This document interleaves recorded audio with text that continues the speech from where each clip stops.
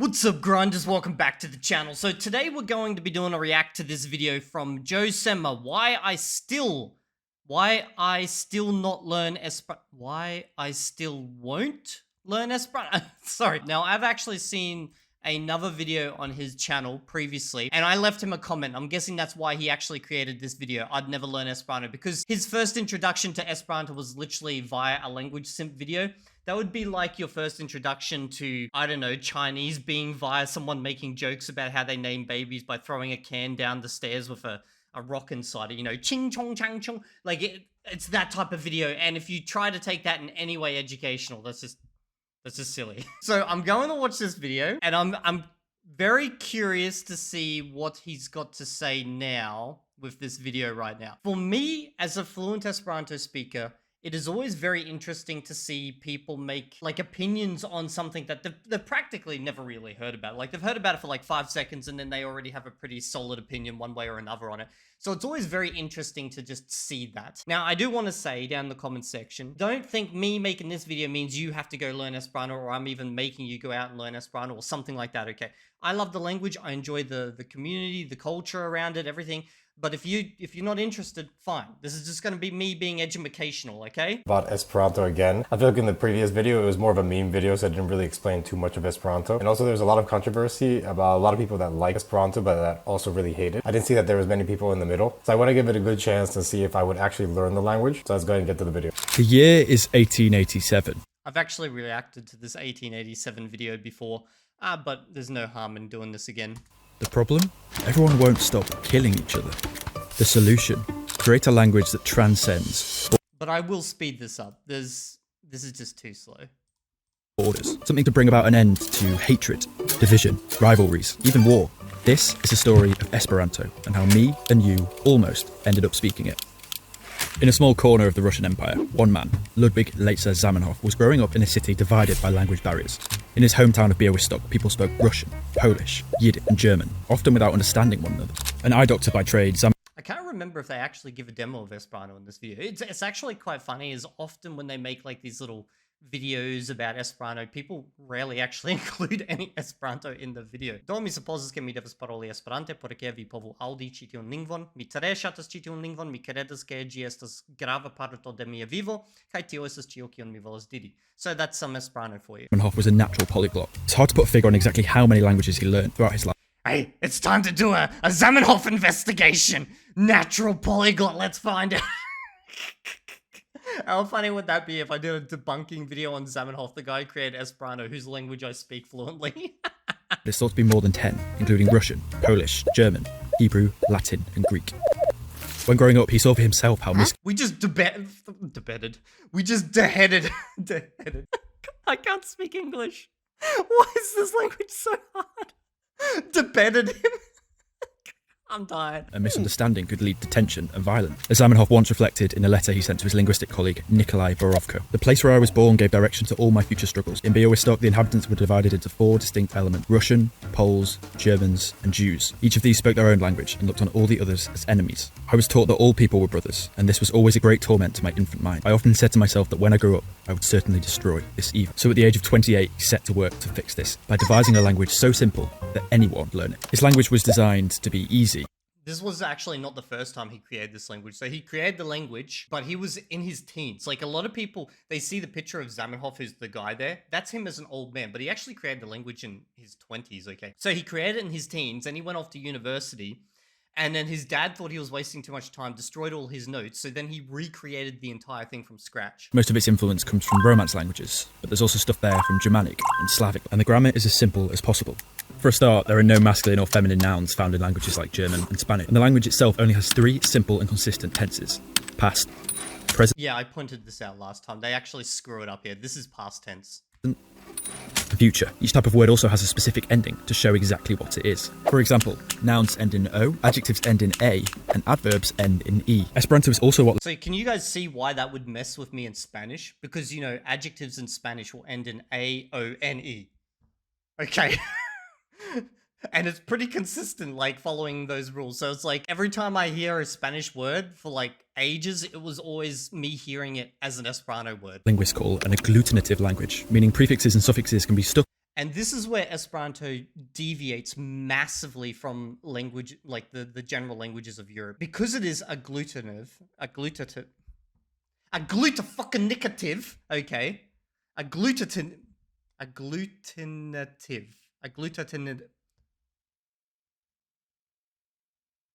Let's just stop. Okay, because it is this type of language, that means that you can pretty much stack anything together, okay? And that has been taken to the extreme because there is many languages that do that. And when speakers of those languages learn Esperanto, they just start applying their ways of doing it to Esperanto, and that actually spread through Esperanto. So there's a lot of things you can do in Esperanto that you just could not do in like a Latin language. Like for example, like in maybe Spanish, but like in English, you can add like an et form to make something kind of small, diminutive, to the end, but it's like it's always added to the end of only specific words in English. Like it's really not something you can play around with too much. But like Spanish, it's got it.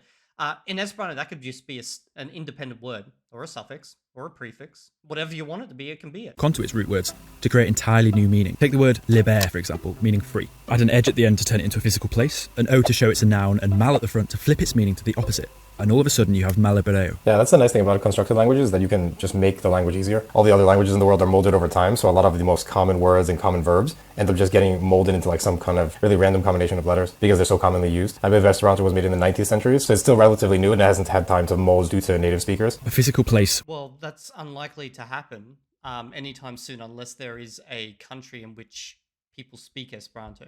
There is native speakers, but the native speakers are actually molded by the secondary speakers. I remember watching recently, not really recently, probably over a year ago now. It was basically a bunch of native Esperanto speakers talking about their experiences growing up. And they basically say, even though they are natives, no one refers to them as the authority on the language. They are just another speaker of the language. Without freedom, or in other words, a prison. This is the beauty of Esperanto. With just a few rules, you can create thousands of new words. Just have a listen to how a fluent speaker sounds. Saluton de Budapeŝto, Hungario, mi estas Stella, kaj la lingvo kiun mi parolas estas Esperanto. Kio estas Zamenhof en la 19. I actually know her. Jarcento kreis tiun ĉi artefaritan lingvon, kiu estas mia denaska lingvo. It's really funny. I understood a lot of it. I was trying not to look at the actual translations. I think I did miss a couple words, like the word native, but at least the greetings and saying where you're from sounds quite standard for a Romance language. Zamenhof set out. That's what I mean. Like, Esperanto should have given me a massive boost with Spanish in a lot of ways. The rules and regulations of his new language in his first book, A Neue Libro, which was published in 1887. God, the way he pronounces Esperanto it's grating to the ears. Under the pen name Dr. Esperanto, meaning the one who hopes in the language. No prizes for guessing where the name came from. Esperanto's growth was slow at first. In fact, to get his language off the ground, Zamenhof asked people to sign a pledge that they would promise to learn and use Esperanto once 10 million others had made the same commitment. Though only a few thousand responded, Zamenhof was undeterred, and as the years went by, Esperanto's popularity began to increase. Esperanto clubs and societies popped up across Europe. It's interesting that all these videos that focus on Esperanto always focus on the first 20 years of its history, and no one focuses on what happened after the initial 20 years. And in fact, I would say what happened from 1910 onwards is actually a lot more fascinating in a lot of ways than what happened during just like this is like prior to the 1900s. This is probably like 1890 or something like that. Like, I'm not sure about like where this photo is from, but I'm guessing it's probably like 1890, maybe 1900. Like all the videos, documentaries, they always focus on just this very, very early era. And I guess it makes sense because obviously this is when it went from a concept into a living language. But what happened afterwards is so much more fascinating. Publishing magazines, newsletters, providing a place for speakers to connect with one another. And the language also found a place in the growing internationalist and socialist movements, gaining traction in the late 19th century. It even found support from thinkers at the time, such as J.R.R. Tolkien, Leo Tolstoy, and Pope Pius X. In fact, in 1930, J.R.R. Tolkien would actually be appointed as an advisor for the British Esperanto Association, and the language almost found a place to be used in the real world in a place called Neutral Moresnet, a small, unique political territory between Germany and Belgium. It was seen as the perfect place to trial an Esperanto utopia, where the peaceful values of the language could be put into practice. Unfortunately, it never... That's like a modernist take on that area. Realistically, what that area was is basically...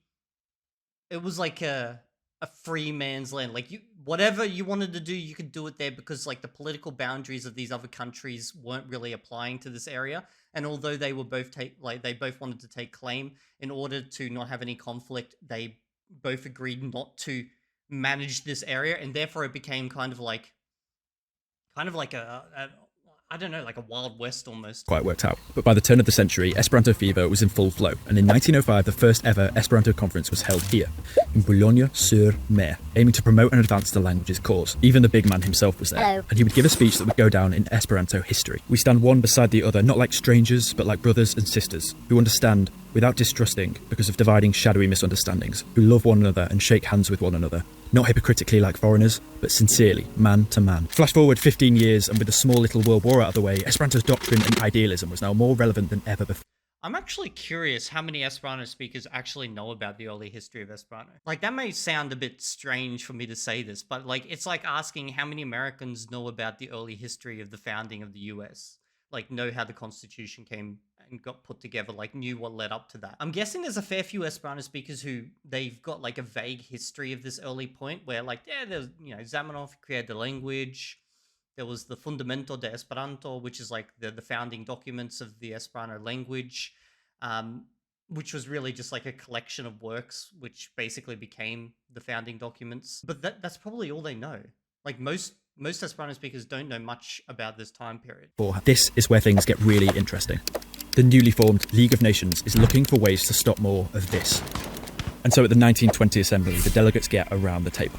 Step up Iran of all countries with a bold idea. Let's make Esperanto the official language for diplomacy, to make it the international auxiliary language, to put in foundations for everyone to learn it as a second language. It's really crazy how Esperanto got this much popularity. Like, I haven't heard of the language until I started learning Spanish. And that was only after I really started getting into languages. Because I really doubt someone who's not really into languages would know about Esperanto. See, here's the interesting thing. I started with Esperanto before I got into languages. And in fact, I think that happens a lot. There's a lot of people who learn Esperanto first and then later on realize they actually enjoy the process of learning languages. Then they spread their wings and go into other languages. It's very interesting to see how people came to this. Like I always say, my first foreign language was Esperanto. And I spent a good 10 plus years in this language before I even thought about really to any serious extent of learning other languages, because I got everything I needed from the experience of learning a language via Esperanto and the community that I was taking part in. A great idea, everyone says, so they put it to a vote. We are one step away from Esperanto being adopted by what would eventually inspire the United Nations. Something that could, in theory, have changed the course of history, and possibly the language that you'd be listening to right now. Slowly, the votes come in. There's 10 in favour. But wait, who's that? Bonjour. It turned out the French weren't too happy with being replaced as the long-standing language of international diplomacy, which at this point it had been for over 300 years. So they slapped a big fat veto on the idea, leaving Esperanto shelved and its ultimate aims agonisingly close to being set in motion. And the French even went one step further. Not content with condemning Esperanto on the world stage, they banned it in all of France's universities for supposedly being a tool to spread communist propaganda. Here's another thing. I doubt this video goes into it, but Esperanto speakers have basically been killed en masse many times through history. Like, if you read... not that I recommend you go do it, but you go read the, Mein Kampf or whatever it is from Hitler. I know about this because I am an Esperanto speaker, but he literally mentions Esperanto in there. So the Esperanto speakers were rounded up by the Nazis and dealt with exactly the same as the Jews. It didn't matter, like, because you were considered basically a Jewish spy, even if you weren't Jewish and you spoke this language. And most people who speak this language are not Jewish at all. Like, I think Jewish population of Esperanto speakers is like really, really small. It's like a minority. And then also you had over in Russia, at first they were supportive of Esperanto, and then randomly they decided to basically kill all the Esperanto speakers. You had the Japanese during World War II who locked up all the Esperanto speakers because they were against war. You literally even had the friggin' which was it? The FBI? I think it was the FBI or someone. They infiltrated the US Esperanto Association to pull it apart internally during the Cold War because they considered it as a possibility, like an attack vector via the communists, which is funny because the communists were doing the exact same thing to the Esperantists over in Russia. So it's like, everyone thinks we're the enemy and we ain't got any friends. Following decades, and soon its speakers would find themselves persecuted and attacked in all manner. Because much of Esperanto's philosophy was rooted in internationalist thinking, it soon found itself under attack from new regimes that wanted to promote nationalism and a distrust of foreign influence. And because of Zamenhof's Jewish background, in 1925, Adolf Hitler would claim that Okay, so it is here. Esperanto was part of a Jewish So, but as soon as they became his slaves, they would all have to learn a universal language, Esperanto for instance, so that by this edition means the Jews could more easily dominate them. plot to take over the world. Crazy that it's actually written in his book here. That must mean there's a lot of influence at the time for Esperanto to get this popular. There's still a lot of Esperanto I'd say Esperanto is, in a lot of ways, more popular today than it was back then. It's just, you're not aware of it. It is a highly active community.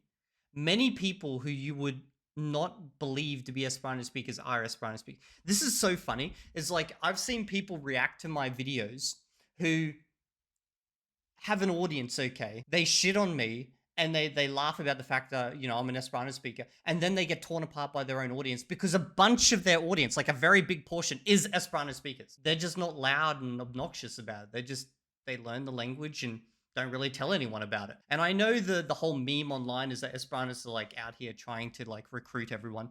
That's like a very, very, very, very small percentage. Like, so many people are Esperanto speakers. You'd be surprised, especially in the language community. Okay, if you go to the Polyglot Gathering, I guarantee you half the organizers are probably Esperanto speakers. I'm prepared to drop money on that fact. Also targeted in Russia as part of Stalin's Great Purge. Many Soviet Esperantists were arrested, exiled, or executed. And in Francoist Spain, Esperanto speakers were closely monitored and their actions restricted. Esperanto groups were soon forced to disband, and its speakers had little recourse against the repressive measures facing them. And so the language was forced underground. Many speakers were sent to concentration camps during World War II, and there are even stories of prisoners teaching the language as a covert one, hidden from guards under the guise that it was Italian. It's really crazy. I actually know a guy who passed away recently who taught Esperanto in the camps during World War II under the guise of it being Italian. I think it really makes sense though, because if you're trying to push on an international language like Esperanto and trying to get everyone to speak it, I know there's going to be people out there that are going to think that it's either like communist or it's pushing some agenda that's not actually true. And just in general, getting billions of people to agree on one thing, I think is nearly impossible. And here's the thing, most Esperanto speakers aren't trying to do that. They're really not. It's just like, we enjoy it, and because we enjoy it, others come and learn it because they see that we enjoy it and we have fun. In fact, the ones who go out there and try to push it and be like really pushy and stuff, I actually tear them apart. I've got videos on my channel before where I shoot those types of people down because it's not the way to go about things. After World War II, Esperanto's influence on the world stage would keep diminishing. The Esperanto conferences that began in 1905 would, however, still continue every year, and in fact they still do today. So what happened? Well, the reality is that it was hard to find speakers conversing outside of this bubble, so increasingly the language became a need. It's interesting that they paint it in such a way as what happened, as if like it's died off, when it hasn't. It's flourishing more than ever, I would say. Yes, the associations are slowly left, right, and center shutting down. But realistically, that's not because there's less speakers. It's just because there's no need for them anymore. Like anything you need content-wise, you do not need to go to a traditional association. It's online. There's news websites, there's videos, there's music, there's podcasts, whatever you want, it's there. The traditional structures of the movement, that's what Esperanto speakers like to call it, they're all falling apart purely because there's no need for them anymore. Like there's enough places online. And with a lack of institutional support or adoption for use by any major organisation, and the increasing dominance of English as the world's lingua franca, Esperanto failed to keep up in a rapidly developing post-war world. Its influence was still to be found in interesting corners of popular culture, such as a 1966 horror film called Incubus, which was recorded entirely in Esperanto and features a pre-Star Trek William Shatner, who absolutely butchers the shit out of Esperanto. And by the way, I made a joke video where I actually injected myself into that film with him, and I make it look like William Shatner is trying to hit on me. Or a small snippet of the recording being included in the Voyager 1 Golden Record. Multiple references are made throughout the popular British sci-fi series Red Dwarf. You'll actually find it in tons of movies, like Blade Trinity has got Esperanto in the background on the signs. Some of the people on the streets are speaking Esperanto. There's a fair few movies out there. Like, I'm pretty sure you could find a list of them. Wait a minute, I know this one. Don't tell me. I hope when you come, the weather will be clement. Or what about when Michael Jackson used it in a video to promote his 1995 album, His Story? And a little video game series called Grand Theft Auto would even name a certain car model after the language. Like, most games that are open source are translated to Esperanto. Like Minecraft's available in Esperanto. Esperanto would trundle along in the background of history until the 21st century arrived, when the internet breathed new life into it by facilitating communication between its speakers across the world in a way never seen before. It also made it easier for people. It was interesting when I first started learning Esperanto, the community here in Sydney was quite small. And now I'm less active in the community, but now it's a lot bigger. To learn the language through dictionaries, YouTube channels, and forums. And in 2015, it would be included on Duolingo. And at one point, over 1 million Is that how you pronounce it? Duolingo? Oh my god, I've always pronounced it Duolingo because I first learned about it via Esperanto. people were learning it on. In fact, so much was its popularity that in 2017, the Esperanto Association increased the number of beginner courses they offered fourfold to keep up with demand. I really wonder if there's a standard for pronouncing Esperanto, because if you take someone who's like Spanish or Portuguese versus another person who's like, let's say, Russian or German, they're going to speak it and pronounce things much differently than someone who has full out only Romance languages under their belt. So I'm not sure if there's like a measuring stick to say this is the correct pronunciation and everything around this is more of an accent. And my only other second gripe that would deter me from learning the language is just the lack of usage in an actual country. Like, there's no country in the world that actually speaks the language natively. So if you learn the language, you'll just be able to speak to people who also had the same kind of idea, being able to use this international language, which that in itself is not bad. But there's so many other languages that you can pick, and you can connect much more with the speakers of that language, since there's actual countries that speak the language. Yeah, that's fine. I got no issue with that. I'm the type of person who the languages I'm interested in is less so to do with native speakers and more to do with their uniqueness. So, like, I'm interested in Latin, and I would like to learn it one day, just due to its historical impact upon all these languages. I would like to learn Volapük, which is another constructed language that came prior to Esperanto due to its impact upon Esperanto, and it is a dead language, essentially, at this point. There's a couple of speakers, but like, there's no active community, realistically. I would like to learn languages like, you know, even Cornish, which has a very, very tiny number of speakers, just because I think it's fascinating how it was revived. Same reason for Hebrew. But then there's also large languages like Japanese I'd like to learn simply for the media. So, like, for me, my reason for learning each language is it's got nothing to do with native speakers. It's got to do with one aspect of whatever that language or culture can provide. Leads us to today, where Esperanto is easily the most widely spoken constructed language in the world, with the amount of total speakers estimated to be somewhere in the region between 200,000 to 2 million, including some 1,000 speakers who are taught Esperanto as their It's a lot more than 1,000 speakers at this point. native language. It's unlikely that Esperanto will ever see the popularity it did in the early 20th century. Instead, it is the English that me and you speak that has taken over the world. But it's easy to forget that it wasn't always like this, and had certain things gone different, we might be in a very different place. It's also Yeah, it's very interesting. You can see via the core vocab of Esperanto the political makeup of the world at the time. It's like Latin, French, a little bit of English, and like German, because German was the language of science at the time, French was the language of politics, and Latin was the language of the educated, you know? So, like, these languages in there. Less Russian, even though Zamenhof was a native speaker of Russian and Polish and even Yiddish, these languages take up